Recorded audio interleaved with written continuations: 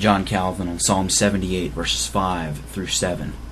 For he established a testimony in Jacob, and appointed a law in Israel, which he commanded our fathers, that they should make them known to their children,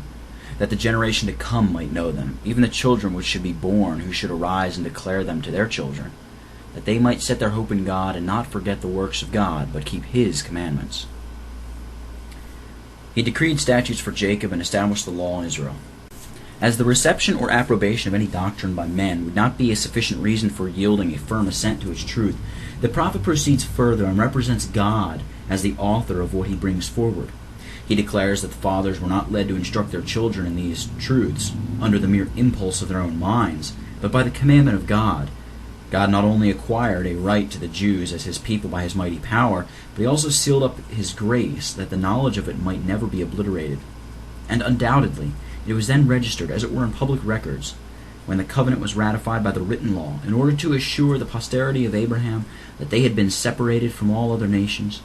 It would have been a matter of very small importance to have been acquainted with, or to have remembered the bare history of what had been done,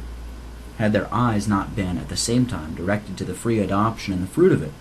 The decree then is this, that the fathers, being instructed in the doctrine of the law themselves, should recount, as it were, from the mouth of God to their children, that they had been not only once delivered, but also gathered into one body as his church, that throughout all ages they might yield a holy and pure obedience to him as their deliverer, that they might set their hope in God.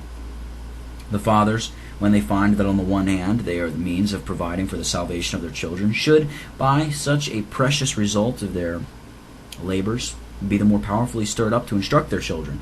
The children, on their part, being inflamed with greater zeal, should eagerly press forward in the acquisition of divine knowledge, and not suffer their minds to wander in vain speculations, but should aim at, or keep their eyes directed to, the right mark.